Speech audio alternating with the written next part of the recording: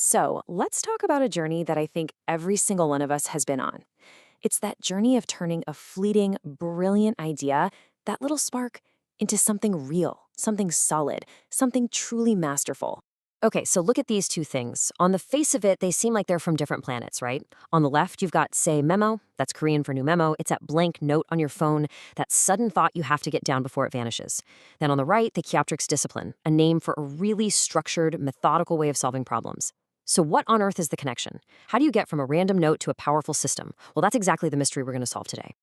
And that's the real magic of the new Momo. It's the universal starting line.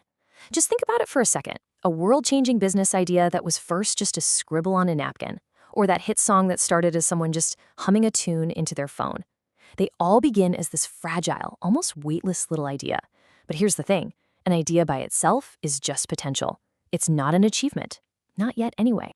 So that's the big question, isn't it? How do we build that bridge from a fragile idea to a fantastic outcome? Well, the answer lies in a really powerful philosophy. And it's not about what you use, but how you think. It's all about prioritizing reasoning over tools. Now, when we say tools, I want you to think bigger than just, a hammer or some software. A tool can be anything, a business framework you read about, a productivity app someone recommended, a coding language, a pre-made template, literally anything that promises a shortcut to get you from A to B. And let's be honest, they are everywhere, and they are so, so tempting. And this right here, this is the core idea, the whole philosophy in a nutshell, mastering reasoning over tools. This isn't about throwing your tools away, no way. It's about putting them in their proper place. Your mind, your logic, your deep understanding, that's the master. The tool is just the servant. This table just breaks it down perfectly. Let's look at the tool-first mindset. It's totally reactive. A problem pops up, and your first instinct is to jump on Google and search for the best tool for whatever. You're chasing that quick fix. But the huge, huge risk is that you could end up with a fantastic tool that's solving the completely wrong problem. Now, contrast that with the reasoning-first approach. This is all about being deliberate. It forces you to slow down, to really get to the bottom of the what and the why before you even start to think about the how. Yeah, it might feel a little slower at the beginning, but this is the path that leads to a solution that's actually correct and built to last. Okay, so that's the philosophy, but talk is cheap, right? How do we actually do this? How do we put it into practice? Well, that's where the second piece of our puzzle comes in, the Kioptrix discipline. This is the practical framework, the system you use to take all that chaotic energy from a new idea and give it some real structure and purpose.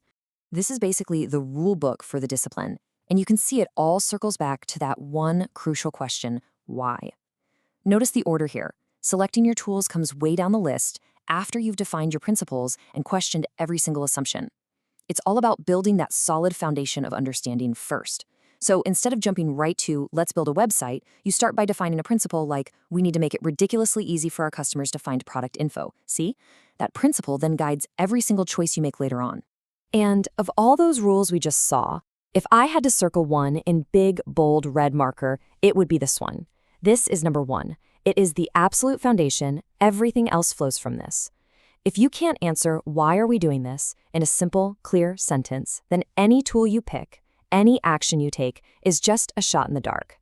This question, this is your compass. It sets the direction for the entire journey. Okay, let's bring it all home. Let's trace that entire path from that humble little new memo all the way to a fully realized, masterful creation. This is what the transformation really looks like. This timeline lays out the whole journey beautifully. It all kicks off with the spark, that raw, unfiltered idea. But notice, it doesn't just jump straight to the building phase. No, first it has to survive interrogation. That's where you're relentlessly asking why. Once it has a clear purpose, then you apply the discipline to give it structure. And only then, with that solid blueprint in hand, do you move to execution.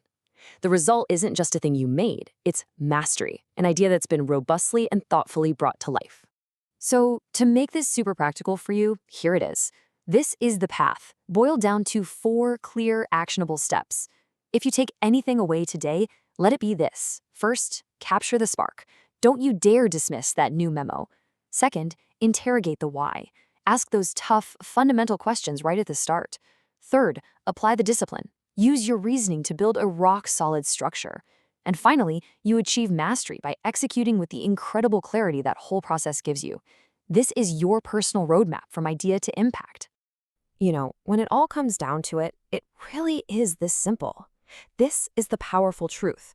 The world is absolutely drowning in amazing tools, but none of them can save a project that's built on a shaky foundation of thought. Real, true mastery, it comes from the clarity of your own reasoning.